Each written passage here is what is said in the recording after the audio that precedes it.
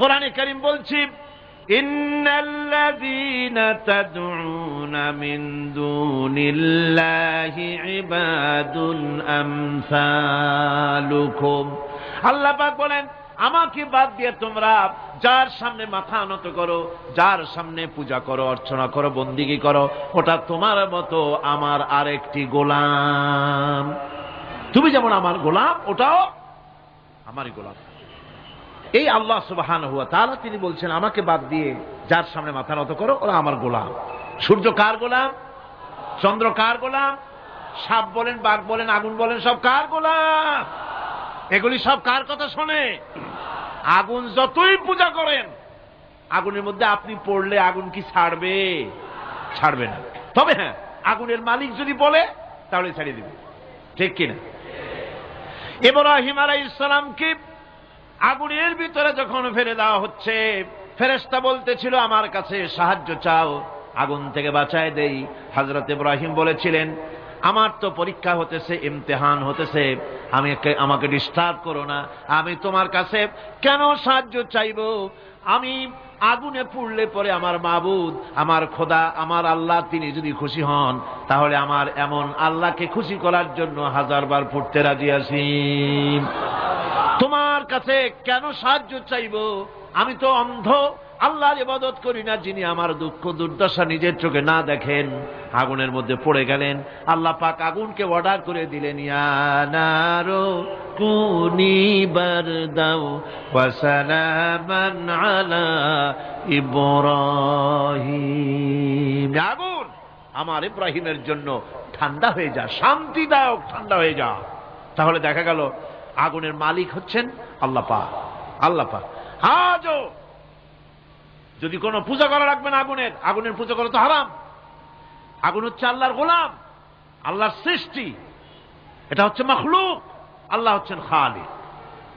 বিশ্বকবি, কবি সম্রাট আল্লামা ডক্টর ইকবাল কি সুন্দর করে বলেছেন, আজ ভি হো জো ইব্রাহিম কা ইমা पैदा, आज भी हो जो इब्राहिम का इमां पैदा, आग कर सकती है एक अंदाज गुलिस्तां पैदा।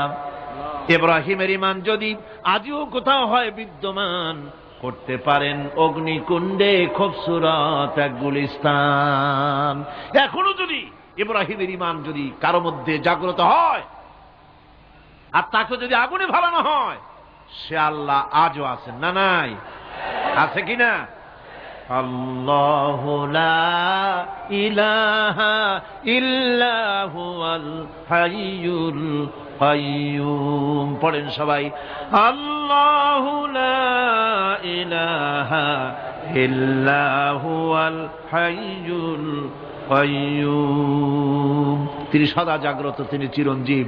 সুতরাং মহান শক্তিধর আল্লাহ পাক, তার হচ্ছে সব গোলাম। তুমি গোলাম হইয়া আর এক গোলামের কাছে হাত পাতো, সে তোমারে কিচ্ছু দিতে পারবে না। আমি দৃষ্টান্ত দিতে গিয়ে বলি, একজন ভিক্ষুক সে যদি আর একজন ভিক্ষুকের কাছে গিয়ে বলে, ভাই আমারে 10টা টাকা দাও, সে 10 টাকা পাবে কই? সারাদিন খয়রাত করিয়া পাইছে মোটে 5 টাকা, তোমারে তো 10 টাকা দিতে পারবে না। ও ভিক্ষুক, তুমিও ভিক্ষুক। সুতরাং গোটা বিশ্ববাসী হচ্ছে আল্লাহ পাকের কাছে ভিক্ষুক। সবগুলি কি ভিক্ষুক? প্রধানমন্ত্রী হোক, প্রেসিডেন্ট হোক, প্রধান সেনাপতি হোক, আল্লাহ পাকের দরবারে এগুলি কিচ্ছুই না, গোলাম। এগুলি সব কি? গোলাম আর গোলাম। সুতরাং মাথা নত করা যাবে না কারো সামনে। এই প্রকৃতি, এই নেচার শেখাচ্ছে, একজন আছেন, সেটাকে বুঝতে হবে। বোঝার জন্য আল্লাহ কি দিয়েছেন? কি বোঝার জন্য আল্লাহ পাক মানুষকে ব্রেইন দিয়েছেন, বিবেক দিয়েছেন। শোনার জন্য কান দিয়েছেন, দেখার জন্য চোখ দিয়েছেন। আল্লাহ পাক বলছেন, লাহুম কুলুবুন লা ইয়াফকাহুনা বিহা ওয়া লাহুম আয়ুনুন লা ইউবসিরুনা বিহা ওয়া লাহুম আযানুন লা ইয়াসমাউনা বিহা উলাইকা কাল আনআম বাল হুম আযাল উলাইকা হুমুল গাফিলুন। আমি যাদেরকে কান দিয়েছিলাম, কলব দিয়েছিলাম, বিবেক দিয়েছিলাম, বিবেক দিয়ে সব বুঝলো, কিন্তু আমারে বুঝলো না। বিবেক দিয়া সব বুঝলো, বিবেক দিয়া সমস্ত জিনিস, নিজের স্বার্থের জিনিসগুলি বুঝলো, কিন্তু আল্লাহকে বুঝলো না। কান দিয়েছিলাম শোনার জন্য, গান শুনলো, বাজে কথা শুনলো, সব শুনলো, কিন্তু হকের দাওয়াত তার কানের মধ্যে ঢুকলো না। হক বুঝলো না, হক শুনলো না, হক দেখলো না, সত্যকে চিনতে পারলো না। আল্লাহ পাক বলেন উলাইকা কাল আনআম, এরা হলো চতুষ্পদ জানোয়ার, জানোয়ার পশু। আল্লাহ কয় না খালি পশু কইলে সারে না, বালহুম আদাল, একেবারে পশুর চাইতেও নিকৃষ্ট। কারণ কি? কারণ হলো পশু অবিশ্বাসী নয়, পশু অবিশ্বাসী নয়, পশু কাফের নয়, পশু মুশরিক নয়, পশু মুরতাদ নয়, পশু নাস্তিক নয়, ঠিক কিনা? সুতরাং পশুর চাইতেও খারাপ, পশুর চাইতেও খারাপ। পশু যেটা বোঝে তাও বোঝে না। পশু তো অন্তত মালিকের আনুগত্য করে, তার কথা শোনে, যার খায় তার কথা শোনে। কুত্তাটাও, কুকুরও যার খায় তার কথা শোনে, ঠিক কিনা গণ? অথচ যে আল্লাহ রাব্বুল আলামিন খেতে দিলেন, পড়তে দিলেন, সব কিছু দিলেন, তার ইবাদতটা বুঝতে চেষ্টা করলো না, তার ইবাদত বুঝতে চেষ্টা করলো না, তার গোলামি করতে জানলো না। সুতরাং এগুলি হচ্ছে উলাইকা কাল আনআম, এগুলি চতুষ্পদ জন্তু এবং জানোয়ারের মতো, বরং তার থেকেও নিকৃষ্ট। মানুষকে আল্লাহ পাক জ্ঞান দিয়েছিলেন, সেই জ্ঞান দিয়ে সে দূরবীন আবিষ্কার করলো, জ্ঞান দিয়ে দূরবীন আবিষ্কার করলো, যাতে করে শকুনের চাইতেও তীক্ষ্ণ দৃষ্টি সম্পন্ন হয়। সে গাড়ি আবিষ্কার করলো যাতে করে চিতাবাঘের চাইতেও বেশি দৌড়াইতে পারে। সে সাবমেরিন আবিষ্কার করলো যাতে করে মাছের চাইতেও বেশি দ্রুতগামী হয়ে চলতে পারে পানির তলা দিয়া। সব কিছুই করলো, কিন্তু তার মনুষ্যত্বকে বাড়াইতে পারলো না, মনুষ্যত্বকে বাড়াতে পারলো না। এই মনুষ্যত্বই ছিল সবচেয়ে বড় জিনিস। কবি বলছেন, মুঝে ये डर है कि दिले जिंदा तू ना मर जाए, मुझे ये डर है कि दिले जिंदा तू ना मर जाए, कि जिंदगानी इबारत है तेरे जीने से, मुझे ये डर है कि दिले जिंदा तू ना मर जाए। আমার এই ভয় হয়, হে আমার জীবন্ত আত্মা, তোর না অপমৃত্যু হয়ে যায়। কারণ তোর যদি অপমৃত্যু হয় তাহলে আমার তো বেঁচে থাকার কোনো লাভ নাই। আমরা তো আমাদের আত্মা, জীবিত আত্মাকে মেরে ফেলছি, জীবিত আত্মাকে মেরে ফেলছি, আত্মাকে বিকশিত করছি না। আত্মাকে বিকশিত করতে হবে। এই আত্মা বিকশিত হবে কিভাবে? সব জিনিসের খাবার আল্লাহ পাক এই জমিনে তৈরি করেছেন, ঠিক কিনা কর? সকলের খাবার এই জমিনে। মানুষ যেহেতু তৈরি হয়েছে এই মাটি দিয়ে, সেই জন্য আল্লাহ রাব্বুল আলামিন মানুষের খাবার মাটি দিয়ে তৈরি করে দিয়েছেন। কলা দিয়েছেন, কচু দিয়েছেন, আলু দিয়েছেন, মূলা দিয়েছেন, তাল দিয়েছেন, বেল দিয়েছেন, মাছ দিয়েছেন, তরকারি দিয়েছেন, পনির দিয়েছেন, দুধ দিয়েছেন, গোশত দিয়েছেন। খাবারের কোনো অভাব রাখেন নাই, সব মাটি দিয়েছে। কিন্তু যে রুহটা আমাদের ভিতরে, যে আত্মাটা আমাদের মধ্যে, যে আত্মা থাকলে পরে বাঁচি, আত্মা না থাকলে পরে মরে যাই, সেই রুহের খাবার আমরা কেউ দিতেছি না। রুহটা কি? আল্লাহ পাক বলছেন, নবী আপনাকে প্রশ্ন করা হয়, ওয়ায়াসআলুনাকা আনির রূহ কুলির রূহু মিন আমরি রাব্বি। নবী হে, প্রশ্ন করা হয় রূহ কি জিনিস? এর জবাব হচ্ছে এই, বলে দিন রূহ হচ্ছে আল্লাহর একটু অর্ডার, একটু হুকুম তোমার ভিতরে কাজ করছে। ওই রূহেরও কিছু খাবার আছে, ওই রূহেরও কিছু খাবার আছে। সেই রূহকে খাবার জমিনে তৈরি হবে না। রুহ গোশত খাবে না, পনির খাবে না, দুধ খাবে না, সর খাবে না, ফল খাবে না, কি খাবে? রুহের খাবার। যেহেতু রুহ এই পৃথিবীতে তৈরি হয় নাই, রুহ এসেছে আলমে আরওয়াহ থেকে, সেজন্য রব্বুল আলামিন রুহের খাবার পাঠিয়েছেন লৌহ মাহফুজ থেকে।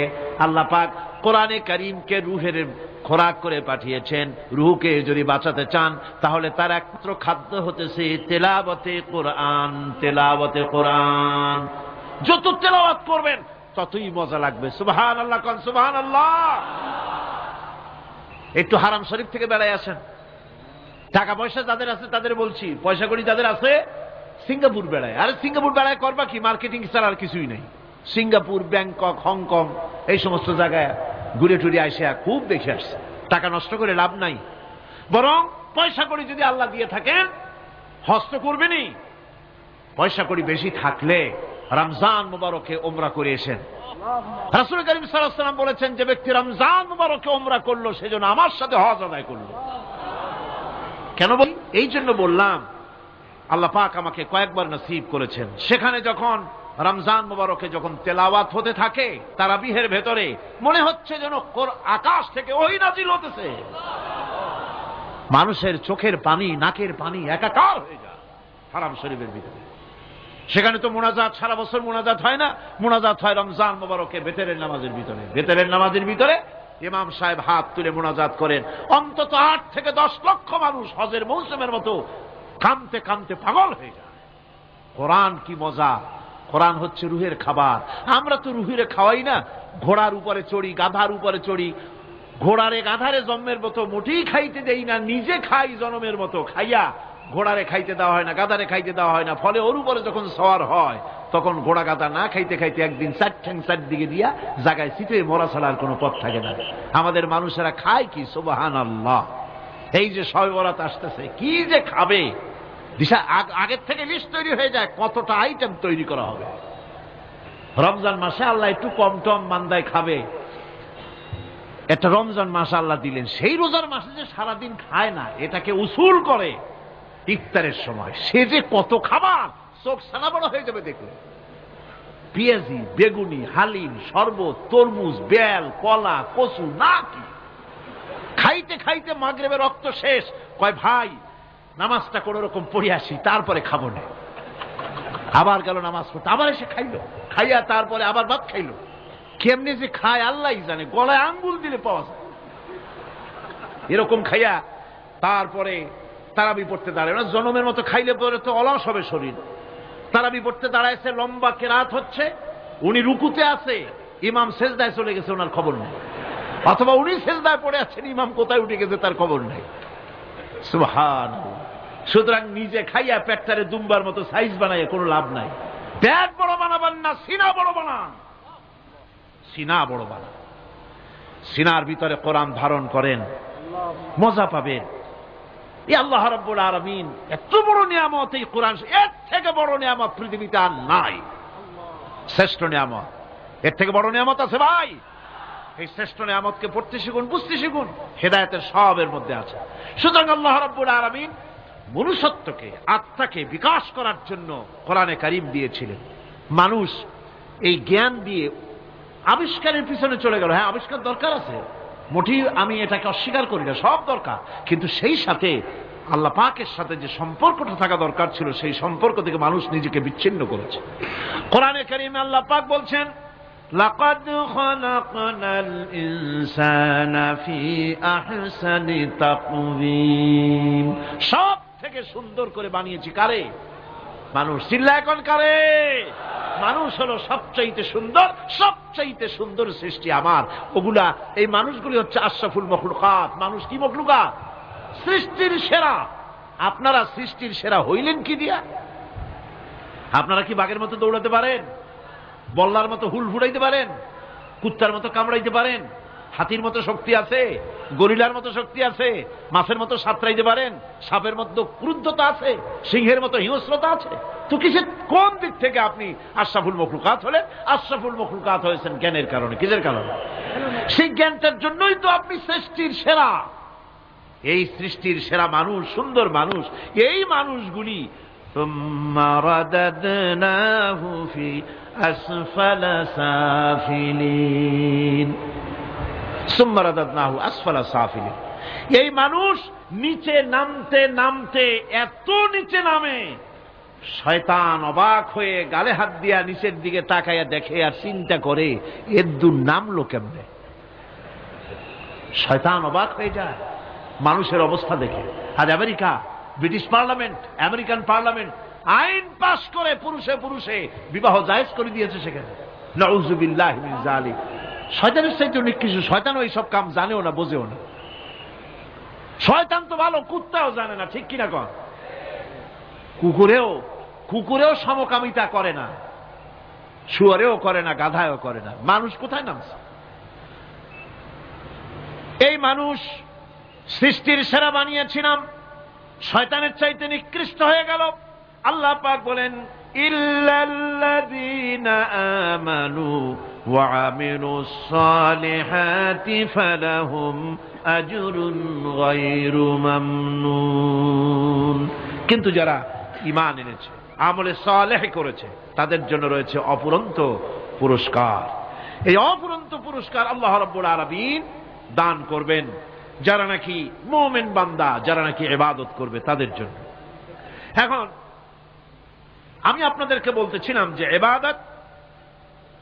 ইবাদত গোলামি অর্থে, এর গোলামির পূর্ণ অর্থ সেটা হচ্ছে যে ব্যক্তি, পরিবার, সমাজ ও রাষ্ট্র, জীবনের সকল ক্ষেত্রে গোলামি করতে হবে কার?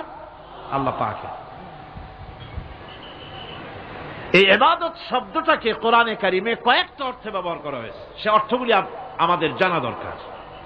যেমন ইবাদত এবং দাসত্ব অর্থে আল্লাহ পাক বলছেন, সুম্মা আরসালনা মূসা ওয়া আখাহু হারুনা বিআয়াতিনা ওয়া সুলতানিম মুবিন। অথবা মূসা এবং তার ভাই হারুনকে আমার নিদর্শন দিয়ে তাদেরকে সুস্পষ্ট রূপে প্রমাণ সহ ফেরাউন এবং তার সভাসদের কাছে আমি পাঠিয়ে দিলাম। তারা যখন তাদের কাছে গিয়ে দ্বীনের দাওয়াত দিল, তখন তারা কি বলল? ফাকালু আনুমিনু লিবাশারাইনি মিসলিনা ওয়া কওমুহুমা লানা আবিদুন। আমি যখন তাদেরকে পাঠালাম, তারা যখন দ্বীনের দাওয়াত দিলেন, ইবাদতের দাওয়াত দিলেন, তখন তারা বলল, আমরা কি এমন আমাদেরই মতো দুজন মানুষের আনুগত্য করব? এখানে আবিদুন অর্থাৎ দাসত্ব, আমরা কি তার দাসত্ব করব? এই দাসত্ব একমাত্র আল্লাহরই হতে পারে, আর কারো হতে পারে না। সেজন্য কোরআনে কারীম অন্যত্র বলছে, ইয়া আইয়ুহাল্লাযীনা আমানু কুলু মিন তাইয়্যিবাতি মা রাযাকনাকুম ওয়াশকুরু লিল্লাহি ইন কুনতুম ইয়্যাহু তা'বুদুন। হে ঈমানদারেরা, তোমরা যদি আমার ইবাদত করো, তবে আমি তোমাদেরকে যে সব পবিত্র জিনিস দান করেছি তা খাও এবং আল্লাহর শুকর আদায় করো। তো ইবাদত আল্লাহ পাকের করলে আল্লাহ পাক তাদেরকে খেতে দিবেন, পড়তে দিবেন, সবকিছু আল্লাহ পাক করে দিবেন। তো আল্লাহ পাকের ইবাদত করতে হবে, আল্লাহ পাকের উপর ঈমান আনতে হবে, আর তাগুতকে অস্বীকার করতে হবে। অন্য আরেকটি আয়াতে কথাটা এভাবে এসেছে, ফামান ইয়াকফুর বিত্তাগুতি ওয়া ইউমিন বিল্লাহি ফাকাদ ইসতামসাকা বিল উরওয়াতিল উসকা লা ইনফিসামা লাহা ওয়াল্লাহু সামিউন আলীম। ফামান ইয়াকফুর বিত্তাগুত, যে ব্যক্তি তাগুত অস্বীকার করলো, ওয়া ইউমিন বিল্লাহ এবং আল্লাহর উপর ঈমান এনেছে, ফাকাদ ইসতামসাকা বিল উরওয়াতিল উসকা, সে এমন এক মহান অবলম্বন ধারণ করলো যে কোনো জিনিসই তাকে বিচ্ছিন্ন করে দিতে পারবে না। এমন এক মহান অবলম্বন ধারণ করেছে। সুতরাং আল্লাহর উপর ঈমান আনতে হবে, তাগুতকে অস্বীকার করতে হবে। ইবাদত জীবনের সকল ক্ষেত্রে করতে হবে কার? আল্লাহ পাক। কোরআনে কারীম বলছে, এর আগে আমি প্রথমে শুনিয়েছি, সমস্ত নবীরা, আম্বিয়া আলাইহিস সালাম, তারা তার নিজের জাতিকে গোলামির জন্য দাওয়াত দিয়েছেন। আল্লাহ পাকের বলেছেন, আমার জাতি, একমাত্র নবী মুহাম্মদ রাসূলুল্লাহ সাল্লাল্লাহু আলাইহি ওয়াসাল্লাম আমার জাতি, তিনি বলেন নাই।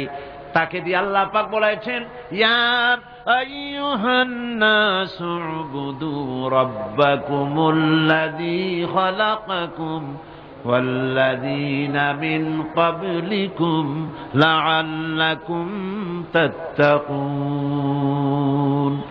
ইয়া আইয়ুহান নাস উবুদু রাব্বাকুমুল্লাযী খালাকাকুম, রাব্বাকুম উবুদু রাব্বাকুম আয় আতিউ রাব্বাকুম, গোলামি করো, আনুগত্য করো, দাসত্ব করো তোমার সেই প্রভুর, সেই রবের যিনি তোমাকে সৃষ্টি করেছেন, তার আনুগত্য জীবনের সব ক্ষেত্রে করো।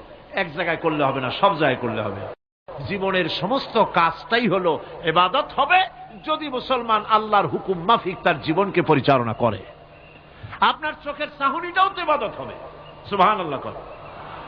এই চোখ দিয়ে গুনাহ কামাই করা যাবে, আবার এই চোখ দিয়ে সওয়াব কামাই করা যাবে। যদি কোনো সন্তান তার মা বাপের দিকে ভক্তির নজরে, মহব্বতের নজরে যদি তাকায়, নবীজি বলেছেন একটা কবুল নফল হজের সওয়াব আমলনামায় লেখা যাবে। সাহাবীরা প্রশ্ন করেছেন, যদি কেউ 100 বার তাকায় তো কি হবে? নবীজি বলেছেন, আল্লাহ রাব্বুল আলামিনের নিয়ামতের ভান্ডার অফুরন্ত নিয়ামতের, সেখানে কোনো অভাব নাই। যদি কোনো বান্দা যদি তার মা বাপের দিকে দৈনিক 100 বার তাকায় তো ওই বান্দার আমলনামায় 100 কবুল নফল হজের সওয়াব লেখা যাবে। তাহলে দেখা গেল চোখের চাহনি আপনার ইবাদত, আপনার ঘুম ইবাদত, আপনার চাকরি ইবাদত, আপনার ব্যবসা বাণিজ্য ইবাদত। তার মানে হলো আল্লাহর গোলামি, আল্লাহর হুকুম অনুযায়ী কাজ করার নামই হচ্ছে ইবাদত। ইয়াকা না'বুদু ওয়া ইয়াকা নাস্তাঈন, পড়েন সবাই, ইয়াকা না'বুদু ওয়া ইয়াকা নাস্তাঈন। আল্লাহ তাআলা একমাত্র তোমার গোলামি করি, তোমারই আনুগত্য করি, তুমি ছাড়া কারো গোলামি করি না, তুমি ছাড়া কারো গোলামি করি না। এখন দোকানদার নামাজের মধ্যে পড়লো ইয়াকা না'বুদু। ইয়াকা না'বুদু, না'বুদু শব্দটা হচ্ছে মুজারের সিগা, এটা এর মধ্যে দুইটা কাল পাওয়া যায়, বর্তমান আর ভবিষ্যৎ, দুটি কাল পাওয়া যায়। না'বুদু এই শব্দ দিয়ে বোঝানো হচ্ছে কি, আয় আল্লাহ পাক এই নামাজের ভিতরে যেমন তোমার হুকুম পালন করে নামাজ আদায় করছি, যেমন নামাজের ভিতরে কিছু খাওয়া যায় না, বাইরে খাওয়া জায়েজ ছিল, নামাজ পড়ছি বলে খানাটা আমার জন্য হারাম হয়ে গেছে। কথা বলা জায়েজ ছিল, নামাজের ভিতরে কথা বলা হারাম করে দিলাম। এদিক ওদিক তাকানো জায়েজ ছিল, নামাজের ভিতরে এদিক ওদিক তাকানো বন্ধ করে দিলাম। তার মানে আমার জন্য চিরস্থায়ী, সব সময়ের জন্য আমার জন্য হালাল করে দেওয়া জিনিসগুলি এই নামাজের ভিতরে অল্প সময়ের জন্য হারাম করে প্রমাণ করে দিলাম। মাবুদ গো, এই নামাজের পরে চিরস্থায়ী হারামগুলি এইভাবে আমার জন্য হারাম করে নেব। ইয়াকা না'বুদু, নামাজটা পড়ছি যেভাবে করে নামাজের বাইরের জীবন চালাবো সেইভাবে করে। সেজদা দিলেই তো সওয়াব হয়, সেজদা দিলে কি হয়? সওয়াব হয়। যদি কেউ 5-6টা সেজদা দিয়ে দেয় এক রাকাতের মধ্যে তো কি হবে? যদি কেউ নামাজ পড়লে তো সওয়াব হয়। ফজরের নামাজ যদি 4 রাকাত পড়ে তো কি হবে? মাগরিবের নামাজ যদি 2 রাকাত পড়ে অথবা 4 রাকাত পড়ে তো কি হবে? ইচ্ছে করে যদি এভাবে করে, ভুল করবে নয়, ইচ্ছে করে যদি করে, তাহলে আল্লাহর আইনের সঙ্গে বিরোধিতা করছে বলে সে বিদ্রোহী হিসাবে প্রমাণিত হবে। সুতরাং কথা হচ্ছে নামাজের ভিতরে আয় আল্লাহ পাক ইয়াকা না'বুদু, এই নামাজের ভিতরে তোমার হুকুম মেনে যেভাবে নামাজ আদায় করি, নামাজের বাইরের জীবনটাও তোমার হুকুম মেনে পালন করব। এটাই হচ্ছে ইবাদতের মূল থিম, মূল আইডিয়া, মূল ফিলসফি। নামাজ ইবাদত করতে হবে জীবনের সব ক্ষেত্রে। নামাজের ভিতরে বললাম ইয়াকা না'বুদু, দোকানদার, এ লোকটা কি? দোকানদার, ঘি বিক্রি করবে, ঘি আনছে দোকানে, তারপরে নামাজ পড়তে দাঁড়িয়েছে। দোকানের পেছনে ছোট্ট ঘর আছে, নামাজ পড়তে দাঁড়িয়েছে, শুরু করে দিল আল্লাহু আকবার, আলহামদুলিল্লাহি রাব্বিল আলামিন, আর রহমানির রহিম, মালিকি ইয়াউমিদ্দিন, ইয়াকা না'বুদু ওয়া ইয়াকা। তাড়াতাড়ি পড়তে হবে যেহেতু খরিদ্দার আসতেছে। খরিদ্দার 2-4 জন ভিড় জমায়েছে, নামাজ ছেড়ে দিয়েছে। কর্মচারীকে ডাকছে, বেটা শোন, ভিতরে আসলো। আমি তো কেবল খাঁটি ঘি নিয়ে আসছি, ওর মধ্যে তো ভেজাল দিই নাই। তাড়াতাড়ি করে ওর মধ্যে যা দিয়ে ভেজাল দিতে হয় ভেজাল টাজাল দিয়ে ঠিক মতো দিয়া তারপরে বিক্রি করবি। 100 টাকা কিনছি, 250 টাকা করে বিক্রি করবি। আল্লাহ আকবার, আর রহমানির রহিম, মালিকি ইয়াউমিদ্দিন, ইয়াকা না'বুদু ওয়া ইয়াকা নাস্তাঈন। এটা নামাজ হইল কর? এই নামাজের আল্লাহর কোনো দরকার আছে? কোনো দরকার নাই। ইবাদত তো হবে নামাজ যার হুকুমে, ব্যবসা তার হুকুমে। নামাজে সেজদা দিব যার হুকুমে, রোজা রাখবো তার হুকুমে, নামাজ পড়বো যার হুকুমে, অর্থনীতি চালাবো তার হুকুমে, নামাজ পড়বো যার হুকুমে, আমার দেশের কলকারখানা চলবে, নামাজ পড়বে যার হুকুমে, পার্লামেন্ট চলবে তার হুকুমে, নামাজ পড়বো যার হুকুমে, রাজনীতি চলবে তার হুকুমে। এর উল্টা পাল্টা যদি হয় মুসলমান মানতে পারেন কখনই। সুতরাং মুসলমানকে আনুগত্যের মস্তককে অবনত করে দিতে হবে আল্লাহ পাকের সামনে। আল্লাহর সঙ্গে আর বান্দার সঙ্গে হক আছে, বান্দার উপরে আল্লাহর হক এবং আল্লাহর উপরে বান্দার হক কি, এ ব্যাপারে একটি হাদিস আপনাদেরকে শোনানো যায়। হাদিসটি হচ্ছে ওয়ান মুআজ বিন জাবাল রাদিয়াল্লাহু তাআলা আনহু قال كنت رديف النبي صلى الله عليه وسلم على حمار فقال لي يا معاذ أتدري ما حق الله على العباد وما حق العباد على الله। হযরত মুআজ বিন জাবাল রাদিয়াল্লাহু তাআলা আনহু বলেন যে আমি রাসূল করিম সাল্লাল্লাহু আলাইহি ওয়াসাল্লামের পেছনে তার গাধায় সওয়ার ছিলাম। তিনি আমাকে জিজ্ঞেস করলেন, মুআজ তুমি কি জানো বান্দার উপরে আল্লাহর হক কি এবং আল্লাহর উপরে বান্দার হক কি? তিনি বললেন, আল্লাহু ওয়া রাসূলুহু আ'লামু, আল্লাহ এবং তার রাসূল খুব ভালো করে জানেন। রাসূল করিম সাল্লাল্লাহু আলাইহি ওয়াসাল্লাম জবাব দিলেন, ক্বালা হাক্কুল্লাহি আলাল ইবাদ আন ইয়াবুদুহু ওয়া লা ইউশরিকু বিহি শাইয়্যা ওয়া হাক্কুল ইবাদি আলাল্লাহ আন লা ইউআযযিবু মান লা ইউশরিক বিহি শাইয়্যা। আল্লাহর নবী বলেন, বান্দার উপরে আল্লাহর উপরে বান্দার হক হতেছে, আল্লাহর উপরে বান্দার হক হতেছে বান্দা আল্লাহ পাকের ইবাদত করবে, আল্লাহর গোলামি করবে, আল্লাহর আনুগত্য করবে, দাসত্ব করবে। সেই আনুগত্য ইবাদত আর গোলামির ভিতরে কাউকে শরীক স্থাপন করবে না। বান্দার উপরে আল্লাহর হক হতেছে যেই বান্দা আল্লাহ পাকের ইবাদত করবে, গোলামি করবে, আর কোন শিরক করবে না, কিয়ামতের দিন ওই বান্দা সম্পর্কে আল্লাহর হক হবে বান্দাকে জাহান্নামের আগুন আল্লাহ পাক হারাম করে দিয়ে তার জান্নাত দিয়ে দিবেন। এটাই হলো বান্দার উপর আল্লাহ পাকের হক। সুতরাং ইবাদত হবে সলিড কার জন্য? আল্লাহ পাকের জন্য। জোরে বলেন কার জন্য? একমাত্র কেবলমাত্র শুধুমাত্র আল্লাহ পাকের জন্য গোলামি হবে। সেই গোলামির কথাটাই আমরা কোরআনে কারীমের মধ্যে সূরা ফাতিহায় প্রত্যেক দিন প্রতি রাকাতে আমরা পড়ি, ইয়্যাকা না'বুদু ওয়া ইয়্যাকা নাস্তাঈন। আয় আল্লাহ তাআলা, কেবলমাত্র তোমার ইবাদত করি, কেবলমাত্র তোমারই দাসত্ব করি, আর কারো আনুগত্য দাসত্ব করি না। এই গোলামি, এই দাসত্ব আল্লাহ পাক আমাদেরকে করার তৌফিক দান করুন। আমরা বলি আমিন। আমাদের জীবনে ওঠায় বসায়, চলায় ফেরায়, বক্তৃতায়, ভাষণে, বিয়েতে, শাদীতে, আমাদের ইলেকশনে, আমাদের নির্বাচনে, আমাদের অর্থনীতিতে, রাজনীতিতে, আমাদের সমাজনীতিতে, পরিবারের নীতিতে, জীবনের সব ক্ষেত্রে আমরা গোলামি যেন করতে পারি কার? আল্লাহ পাকের। নামাজের ভিতরে যে কথাটা বলি, এই কথাটা যেন আমাদের বাস্তব জীবনে আমরা কার্যকরী করতে পারি। আল্লাহ পাক যেন তৌফিক দান করেন। একদিকে নিজেকে অনেক বড় মনে করেছে, আবার নিজের মতো কোন মানুষের মধ্যে কোন শক্তি দেখলে পরে তাকে আল্লাহর আসনে পৌঁছে দিয়েছে। যেমন ইহুদিরা বলেছে, ওয়াকালাতিল ইয়াহুদু উযাইরুন ইবনুল্লাহ, ইহুদিরা বলেছে উযাইর আল্লাহর পুত্র। খ্রিস্টানেরা বলেছে ওয়াকালাতিন নাসারাল মাসীহু ইবনুল্লাহ, খ্রিস্টানেরা বলেছে মসিহ ঈসা আলাইহিস সালামকে তারা আল্লাহর পুত্র বলেছে। নাউযুবিল্লাহি মিন যালিক। মানুষ নিজের থেকে, নিজের মতো মানুষের সামনেই মাথা নত করেছে। সাপের মধ্যে শক্তি আছে, বাঘের মধ্যে শক্তি আছে, আগুনের মধ্যে শক্তি আছে, এগুলি দেখে তার সামনে মাথা নত করেছে। আর আল্লাহ পাক তাদের শুনাচ্ছেন, ইন্নাল্লাযীনা তাদউনা মিন দুনিল্লাহি ইবাদুন আমসালুকুম, আমাকে বাদ দিয়ে তোমরা যাদেরকে ডাকো তারা হচ্ছে তোমার মতো আমার আরেকটি গোলাম। সুতরাং মানুষের প্রকৃত মর্যাদা কি? সে যত বড় মনে করে তত বড় সে নয়, আবার যত তুচ্ছ মনে করে তত তুচ্ছ সে নয়।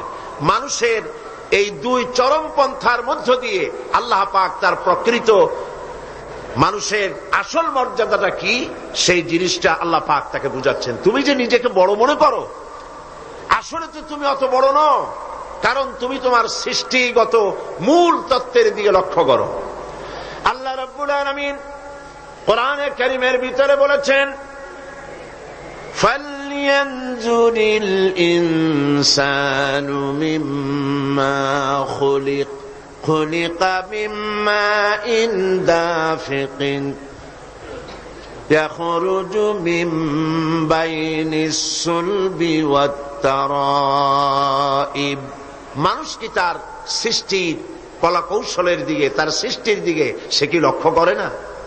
তুমি তো সামান্য এক ফোঁটা পানি ছিলে, সেই এক ফোঁটা পানি থেকে, নাপাক পানি বিন্দু থেকে তোমাকে সৃষ্টি করা হয়েছে। এখন মানুষ যেন তার মূল সৃষ্টি সম্পর্কে বুঝতে না পারে, আল্লাহর কুদরত সম্পর্কে বুঝতে না পারে, সেই জন্য মাঝখানে বলা হয়েছে যে মানুষ তো আসলে মানুষই না। তো মানুষ কি? ডারউইন থিওরি পেশ করেছে, মানুষ হলো আসলে বাঁদর। মানুষ এসেছে বাঁদর থেকে। এটাকে বলা হয়েছে থিওরি অফ ইভলিউশন, বিবর্তনবাদ বা ক্রমবিকাশবাদ। ডারউইন সাহেব বাঁদর দেখে, শিম্পাঞ্জি দেখে, ওরাং ওটাং দেখে মনে করেছেন মানুষের পূর্বপুরুষ হলো বান্দর বা ওরাং ওটাং। এটা কি করে সম্ভব? কোন জিনিসের সাথে কোন জিনিসের সিমিলারিটি থাকলে এটা ওটার পূর্বপুরুষটা বলা যায় কি করে? যেমন বোয়াল মাছ, পাবদা মাছ দেখতে বোয়াল মাছের মতো, কিন্তু তাই বলে কোন পাগল তো আজ পর্যন্ত বলেনি যে পাবদা গুড়ি আস্তে আস্তে করে বোয়াল হয়ে গিয়েছে। বাঁদর এবং শিম্পাঞ্জির সাথে মানুষের কোন সিমিলারিটি যদি থাকে, তাহলে কি করে যা বলা যাবে যে মানুষের পূর্বপুরুষ ছিল বাঁদর? যদি তাই হবে, তাহলে জঙ্গলের ভিতরে যত বাঁদর আছে, কোন বাঁদর তো এরকম হলো না যে বাঁদরের বুক পর্যন্ত মানুষের মতো হয়ে গেছে, আর একটু দুধ আর পনির খাওয়াইলে পরে পুরা মানুষ হয়ে যাবে। এমনটি তো কখনো হয়নি। সুতরাং মানুষ কোত্থেকে এসেছে এটা ডারউইন সাহেব বুঝবেন না। আর বোঝেন না 25,000 বছরের একটি মিসিং লিঙ্ক হয়েছে। তিনি বলতে চেয়েছেন এই মানুষ আসলে বানর ছিল, পাছায় একটা লেজ ছিল, সে ডালে ডালে লাফালাফি করেছে, অকস্মাৎ পাছার লেজ একদিন খসে পড়ে গিয়ে লেজবিহীন এই মডার্ন মানুষে পরিণত।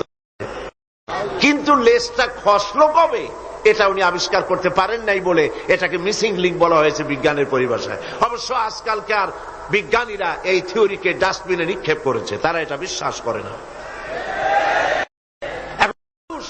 সে নিজেকে বড় মনে করে অথবা ছোট মনে করে। মূল পজিশন তার কি? কোত্থেকে এসেছে? মানুষের অরিজিন কি? রব্বুল আলামিন বলেন, লক্ষ্য করো, فَإِنَّا خَلَقْنَاكُم مِّن تُرَابٍ ثُمَّ مِن نُّطْفَةٍ ثُمَّ مِنْ عَلَقَةٍ ثُمَّ مِن مُّضْغَةٍ। মাটির নির্যাস থেকে, মাটির উপকরণ থেকে তোমাকে পয়দা করা হয়েছে। এক ফোঁটা নাপাক পানি বিন্দু দিয়ে তোমার হয়েছে, সেখান থেকে রক্তপিণ্ড হয়েছে, জমাট রক্ত থেকে গোশতপিণ্ড হয়েছে।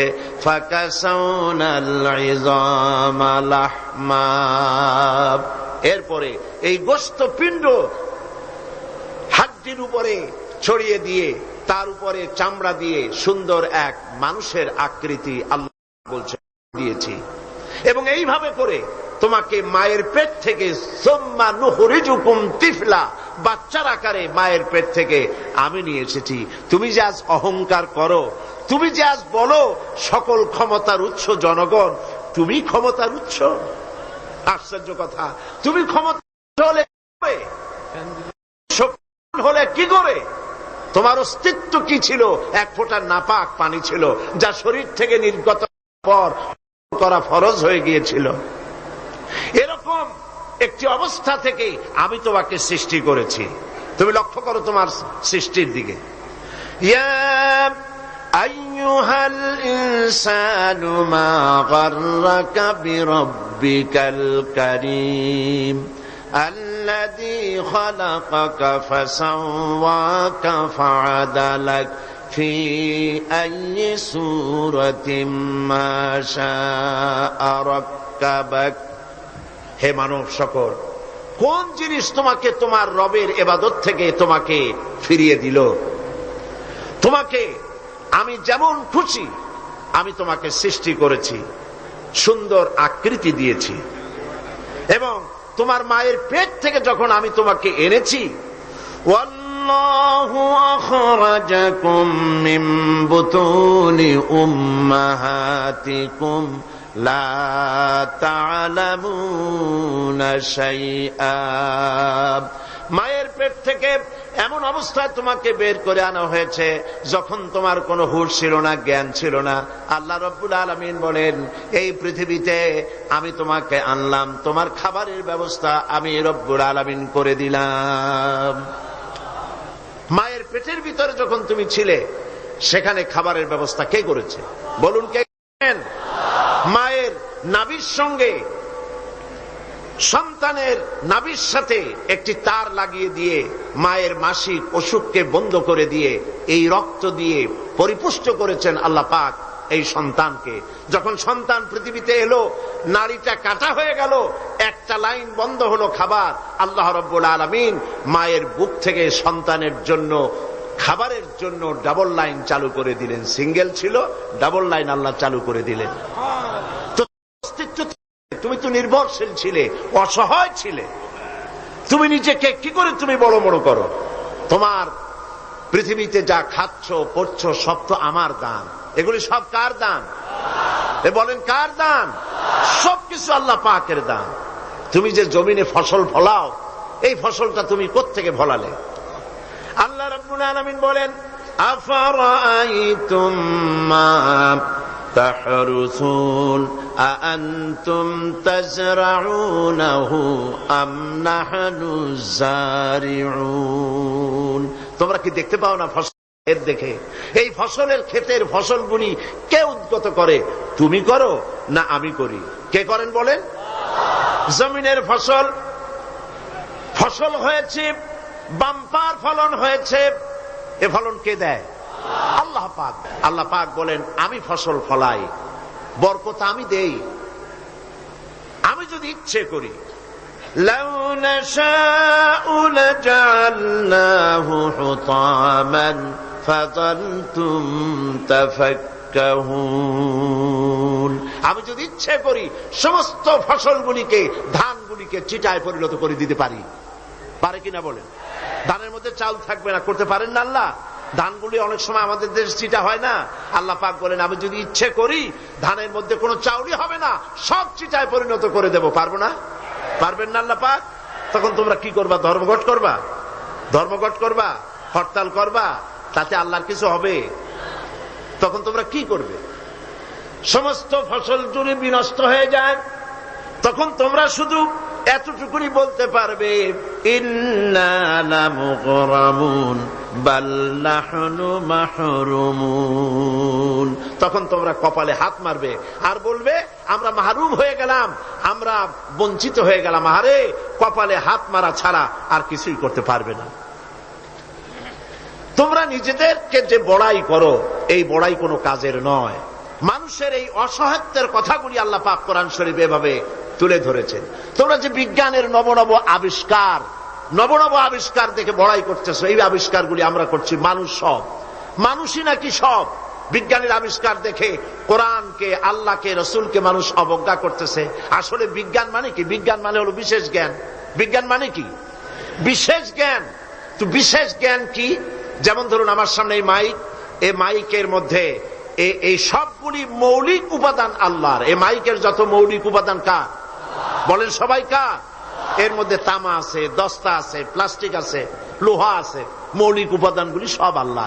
প্লেন বলেন, জাহাজ বলেন, রিক্সা বলেন, গাড়ি বলেন, যাই বলেন, মৌলিক জিনিসগুলি আল্লাহ। বিজ্ঞান বিশেষ জ্ঞানের মাধ্যমে এগুলিকে অ্যাসেম্বল করেছে। ঠিক কিনা? সত্য কিনা?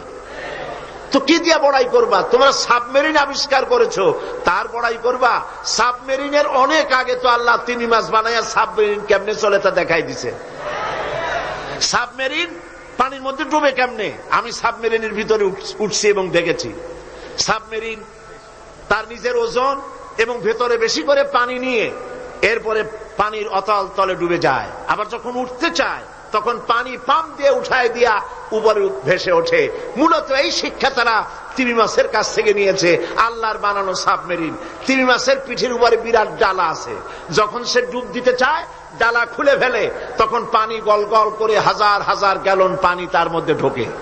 আবার যখন পানির তলা থেকে সে উঠতে চায়, পাম্প দিয়ে ডালা সরাই দিয়ে এত ফোর্স পানির উপরে ওঠে যে অন্তত সমুদ্রের মধ্যে 2-4 মাইল দূর থেকে দেখা যায় পানির ফোয়ারা। তো তোমরা কি করছো? বিজ্ঞান বড়াই করো না, তোমরা যা শিখেছো আল্লাহর কাছ থেকেই শিখেছো। আকাশে উঠছো, তোমাদের অনেক আগে পাখিরা উড়েছে, ওরা শিখাইছে। মানুষ তো ভালো, বিজ্ঞান শিখতে হয়, চলুন আমার সাথে মৌমাছির কাছে, দেখেন মৌমাছি কত বিজ্ঞান জানে।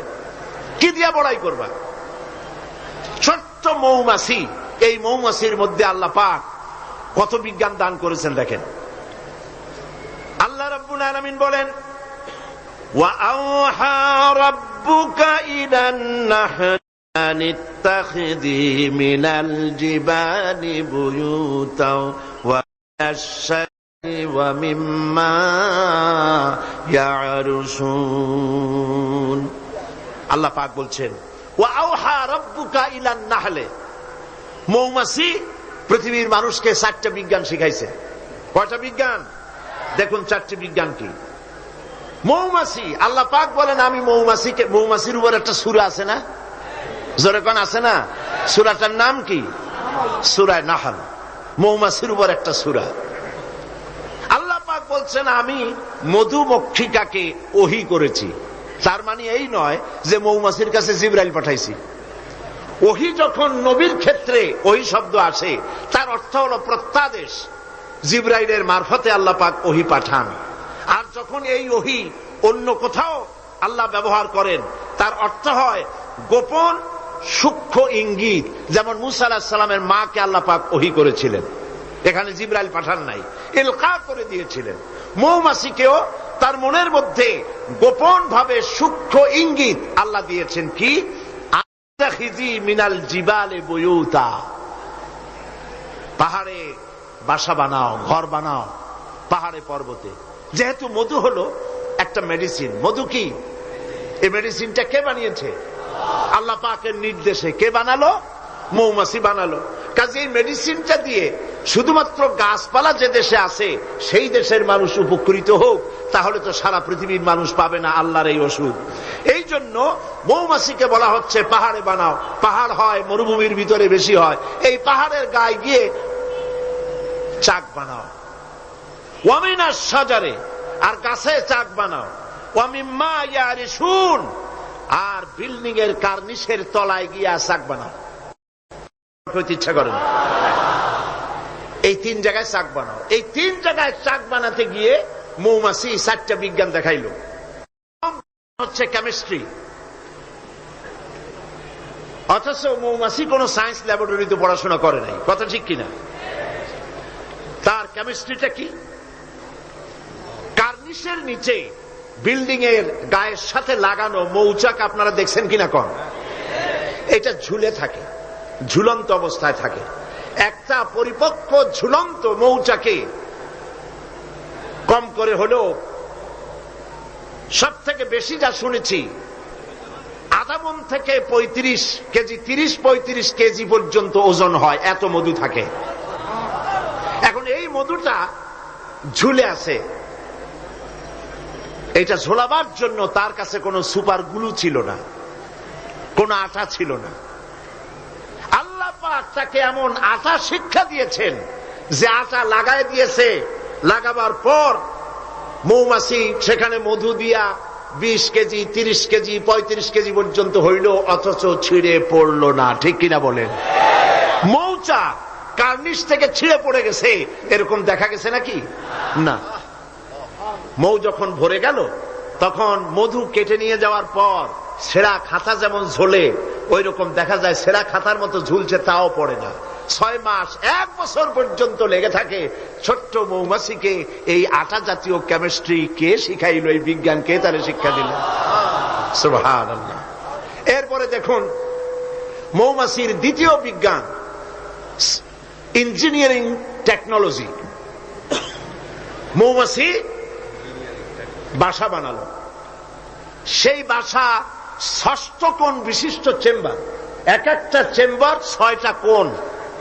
লক্ষ্য করে দেখবেন, সমান মাপের কোণ বিশিষ্ট চেম্বার তৈরি করল, লক্ষ চেম্বার।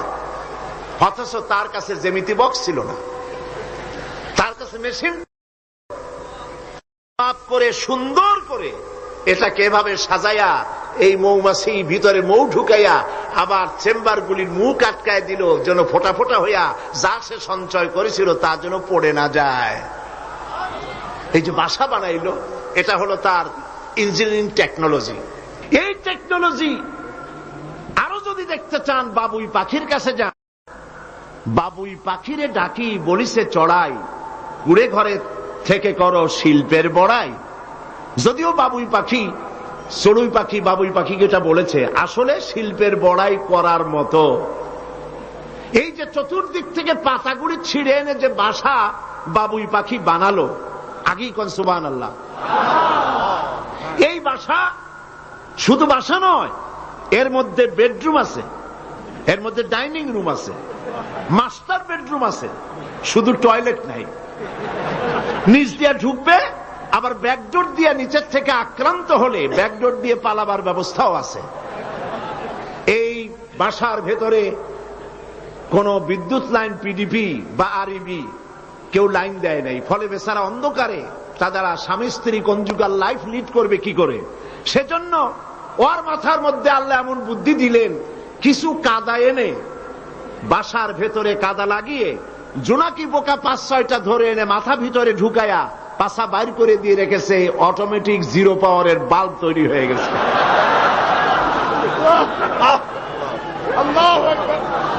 ইঞ্জিনিয়ারিং টেকনোলজি আর কারে বলে? আমার দেশের ইঞ্জিনিয়ার যারা আছেন, এই রকমের বাসা বানানো তো দূরের কথা, ভালো করে বাসাটা খুলুন তো দেখি, বুঝবো আপনি কেমন খুলতে পারেন। খুলতেই পারবেন না, বুনানো তো দূরের কথা। এটা গেল 2 নম্বর টেকনোলজি, ইঞ্জিনিয়ারিং টেকনোলজি। এরপরে হলো মেডিকেল সায়েন্স, চিকিৎসা বিজ্ঞান। আল্লাহ রাব্বুল আলামিন মৌমাছিকে বলছেন, সুম্মা কুলি মিন কুল্লি সামারাতি ফাসলুকি সুবুলা বিকা দুলুলাব। সব রকমের ফুল থেকে মধু চুষে নাও আর তোমার রবের নির্ধারিত পথে চলতে থাকো। সব রকমের ফুল থেকে মধু আহরণ করে মৌমাছি আহরণ করে এক জায়গায় রাখলো, পয়জন হলো না, এটা মানুষের জন্য সেবা হয়ে গেল। আর মধু কখনো নষ্ট হয় না, কখনো পচে না। মধু যদি পিওর থাকে, ওর ভিতরে যদি আপনি কিছু না মিশান, বছরের পর বছর মধুর পিও থাকবে, নষ্ট হবে না। আলহামদুলিল্লাহ। ঔষধের পচন ক্রিয়া নষ্ট করার জন্য অ্যালকোহল ব্যবহার করা হয়। বিজ্ঞানীরা আবিষ্কার করেছেন অ্যালকোহলের কোনো প্রয়োজন নাই, বরং অ্যালকোহলের পরিবর্তে হালাল মধু ব্যবহার করলেই ঔষধের পচন ক্রিয়া নষ্ট হতে পারে। আল্লাহ পাক বলেছেন, ফিহে শিফাউল লিন্নাস, এর মধ্যে রয়েছে মানব গোষ্ঠীর জন্য সেবা, রোগের প্রতিষেধক। সুবহানাল্লাহ বিহামদিহি। এটা হলো মেডিকেল সায়েন্স। চতুর্দিক থেকে মধু সংগ্রহ করে একত্রিত করছে, পয়জন হচ্ছে না, এটা তার জন্য, মানুষের জন্য সেবা হয়ে যাচ্ছে। 4 নম্বরে মৌমাছির কাছে যে বিজ্ঞান শিখবেন সেটা হলো মেরিন বায়োলজি। আল্লাহ পাক বলছেন, ফুল থেকে মধু আহরণের জন্য তুমি চলে যাও, কিন্তু রাস্তা ভুলে যেও না, রাস্তা ভুলে যেও না। একটা মৌমাছি তার বাসা থেকে, এগুলো নিয়ে যারা রিসার্চ করেছেন, প্রাণীতত্ত্ববিদরা বলেছেন, মৌমাছি ফুল থেকে মধু গ্রহণ করার জন্য নিজের বাসা থেকে 10 মাইল পর্যন্ত দূরে চলে যায়। আপনারা কোনোদিন দেখেছেন কোন মৌমাছি আপনার ঘরে এসে পথ খুঁজতেছে, বাবা বাসা হারাইছি, যাবো কোন পথে, তালাশ করছে কখনো? আল্লাহ পাক বলছেন, তুমি যাবে ফুল থেকে মধু আহরণ করার জন্য রাস্তা ভুলে যেও না। সুবহানাল্লাহ বিহামদিহি। সমুদ্রের ভিতরে নাবিকেরা যখন জাহাজ চালায়, ইনল্যান্ড রিভার লাইনে আমাদের দেশীয় নদীগুলিতে স্টিমার যখন থাকে সামনে সার্চ লাইট থাকে, কিন্তু সমুদ্রে শিপগুলি এদের কোন সার্চ লাইটের দরকার নাই। সার্চ লাইট জ্বালাই দেখবে কি? পানি আর পানি, কি দেখবে? সেই জন্য তাদের জন্য প্রয়োজন হচ্ছে একটা মানচিত্র আর একটা কম্পাস। কম্পাস, মানচিত্র, রাডার, এগুলিকে ফলো করে স্টিমার শিপগুলি মহাসমুদ্রের ভেতর দিয়ে চলে, পথ হারায় না। এবার আপনি বলেন, মৌমাছি নিজের মৌচাক, এই চট্টগ্রাম কলেজের কার্নিসের নিচে তার বাসা, মধু আহরণ করার জন্য চলে গেল। এখান থেকে 10 মাইল কদ্দূর? বদ্দার হাট নাকি হাটহাজারী? হাটহাজারী গেছে মধু আনতে। ওর কাছে কোনো কম্পাস ছিল? কোন মানচিত্র ছিল? কোন মানচিত্র, কোন কম্পাস নাই। চলে গিয়েছে মৌ আনতে, আর ঠিক সেখান থেকে মধু মুখে করে এনে আবার জায়গায় পৌঁছে গিয়েছে। সুবহানাল্লাহ বিহামদিহি। হে মানুষ, তুমি কোনটা দিয়ে আল্লাহর সাথে, তুমি কি দিয়ে নিজের বড়াই করো? কোন ক্ষেত্রেই মানুষের বড়াই নয়, সমস্ত শ্রেষ্ঠত্ব, বিরাটত্ব, মহানত্ব সবটাই আল্লাহ রাব্বুল আলামিনের জন্য। জোরে সরে বলেন আল্লাহু আকবার। মানুষকে আল্লাহ পাক এই জ্ঞান দান করেছেন। আল্লাহ রাব্বুল আলামিন বলেন, মানুষের সব অসহায়ত্ব সামনে রেখে আল্লাহ পাক আরো বলেন, আফারাআইতুমুল মাআল্লাযী তাশরাবুন আআনতুম আনজালতুমূহু মিনাল মুজনি আম নাহনুল মুনজিলুন। এই যে তোমরা পানি পান করো, এই পানি আকাশ থেকে নাজিল করে, তুমি করো না আমি করি? প্রশ্ন কিন্তু আমার না, প্রশ্ন কার? বলেন সবাই। এই যে পানি পান করো, এই পানি আকাশ থেকে কে নাজিল করে? তুমি করো না আমি করি? এই পানি আল্লাহ কোত্থেকে নিলেন? সমুদ্রের পানিগুলিকে বাষ্পীয় আকারে উত্থিত করে মেঘমালায় পরিণত করে সেই নোনা পানিগুলিকে, এর লবণাক্ততা দূর করে আল্লাহ পানিটা যে নাজিল করলেন, সেটা কি লোনা না মিষ্টি? আল্লাহ পাক বলেন, লাউ নাশাউ জাআলনাহু উজাজান ফালাউলা তাশকুরুন। আমি ইচ্ছে করলে আকাশ থেকে পানিগুলি লবণাক্ত আকারে নাজিল করে দিতাম, বর্ষণ করে দিতে পারতাম। তা না করে আমি যে মিষ্টি পানি তোমাদের দিলাম, লবণাক্ততা দূর করে যে মিঠা পানি দিলাম, কেন তোমরা আল্লাহ রাব্বুল আলামিনের শুকর আদায় করো না? আল্লাহ পাক ইচ্ছা করলে পানি তো সব শুকায় দিতে পারেন, পারেন না? আল্লাহ ইচ্ছা করলে পৃথিবীর সমস্ত পানিগুলিকে শুকায় দিতে পারেন।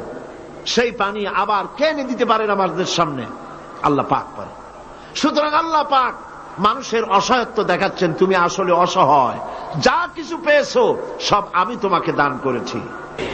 আল্লাহ পাক বলেন, লাউ নাশাউ জাআলনাহু উজাজান ফালাউলা তাশকুরুন। আমি ইচ্ছে করলে আকাশ থেকে পানিগুলি লবণাক্ত আকারে নাজিল করে দিতাম, বর্ষণ করে দিতে পারতাম।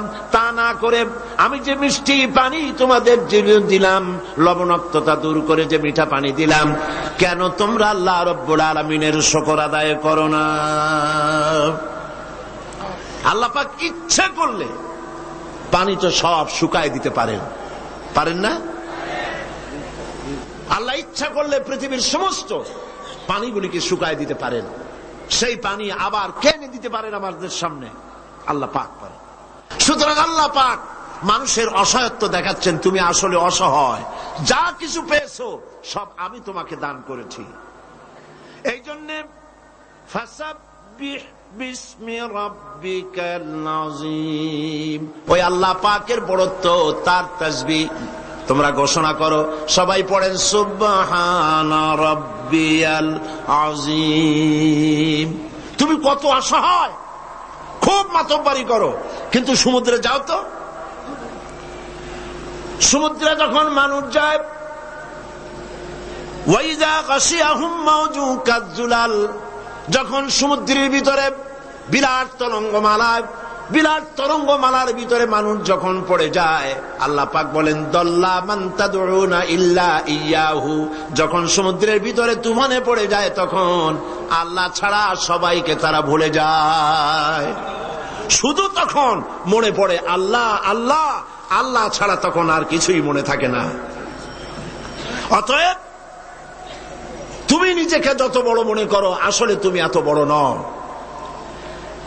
তোমার আসল মর্যাদা কি সে কথা আল্লাহ পাক বলছেন। এবার দেখো তোমার মূল মর্যাদাটা কি। আল্লাহ পাক বলেন পৃথিবীর মানুষের মূল মর্যাদা হলো ওয়ালাকাদ কাররামনা বনি আদম, আদম সন্তানকে আমি সম্মানিত করেছি, তুমি আমার সম্মানিত মেহমান।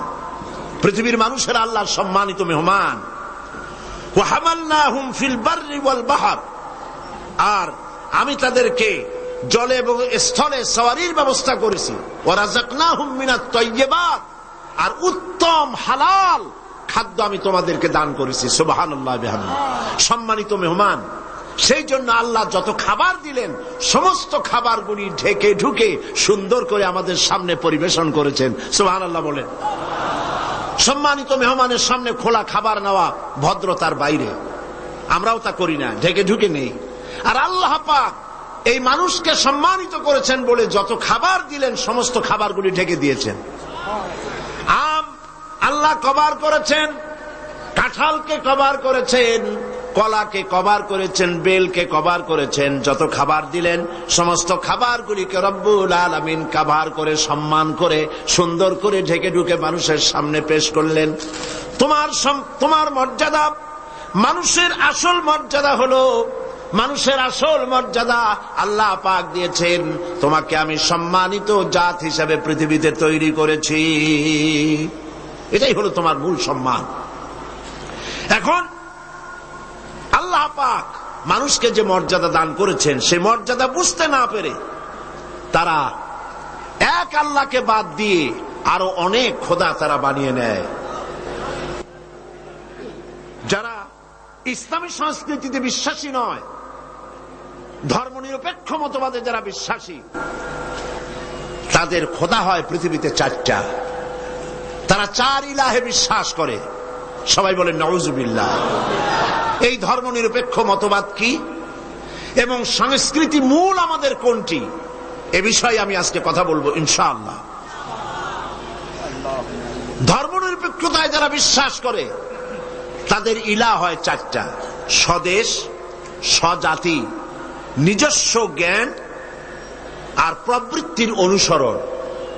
দেশকে তারা নিজেদের মায়ের মতো মনে করে, দেশ মাতৃকা বলে। আমরা দেশকে মা বলি না, মাতৃভূমি বলি, জন্মভূমি বলি, কিন্তু একথা আমরা বলি না ও মা তোমার তরে ঠেকাই মাথা।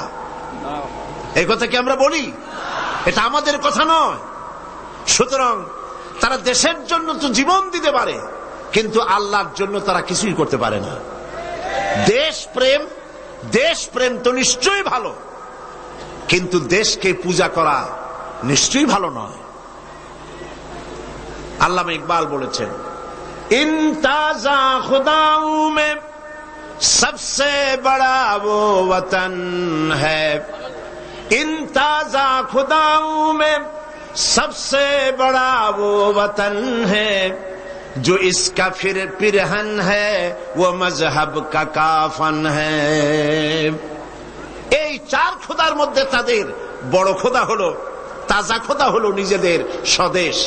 স্বদেশের জন্য সবই করতে পারে, কিন্তু এই দেশটি যিনি দিলেন তার জন্য একটা সেজদা দিতেও রাজি নয়। তারা দিন থেকে মজহাবকে, রাজনীতি থেকে মজহাবকে, দিনকে, ইসলামকে আলাদা ভাগ করে ফেলেছে। বিশ্বকবি এর জন্য বলেছেন, কওম মজহব সে है मजहब जू नहीं तुम भी नहीं, कौम मजहब से है मजहब जू नहीं तुम भी नहीं, जज्बे बाहम जू नहीं, महफिल अंजुम भी नहीं। ধর্মেতে হয় জাতির গঠন, ধর্ম নাই তো তুমিও নাই, নাইকো যদি মাধ্যাকর্ষণ, গ্রহ সূর্য ভূমিও নাই। ধর্ম দিয়ে একটি জাতির গঠন হয়, একটি জাতির গঠন হবে ধর্ম দিয়ে। যদি জাতি থেকে ধর্মকে বিচ্ছিন্ন করা হয় সেটা ঠিক সেইভাবে টিকতে পারে না। যেমন ল অফ গ্রাভিটেশন, মাধ্যাকর্ষণ শক্তি আছে বলেই চন্দ্র সূর্য গ্রহ নক্ষত্র সৌররাজি সব একটার সাথে আর একটা আকর্ষিত হয়ে আছে। মাধ্যাকর্ষণ শক্তি না থাকলে সব যেমন ধ্বংস হয়ে যায়, যদি না মাযহাব যদি না থাকে তাহলে সেখানে মানুষও বাঁচতে পারে না, তাদের ইজ্জত নিয়ে তাদের সম্মান নিয়ে টিকতে পারে না।